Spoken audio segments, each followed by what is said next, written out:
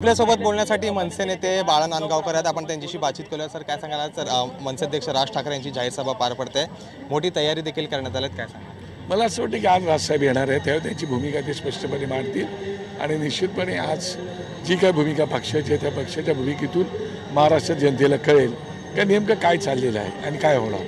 Sir, आपण पाहिलं तर राज ठाकरे नेहमी अनेक मुद्दे जे असतात ते आपल्या भाषणात उपस्थित करतात। मराठी पाट्यांचा असेल किंवा भोंग्यांचा विषय असेल, असे अनेक मुद्दे आहेत। तर यंदा राज ठाकरे आपल्या भाषणात नेमका कोणता मुद्दा उपस्थित करणार? मला असं वाटतं राज ठाकरे साहेब, मी सदैव त्यांचे, आता मी कित्येक वर्ष त्यांच्यासोबत आहे, त्यांनी कधीही बाळासाहेबांप्रमाणेच देशहिताच्याबद्दल, महाराष्ट्र राज्याच्याबद्दल कॉम्प्रोमाइज केलं नाही। देश, देव, धर्म याबद्दल त्यांनी कधी तडजोड केली नाही।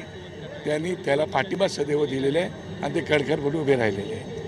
महायुती संदर्भात अनेक तर्क लावले जातात, गेल्या अनेक दिवसांपासून चर्चा देखील आहे। काय वाटते, मनसे महायुतीला पाठिंबा देणार? हे पण चांगली गोष्ट आहे ना।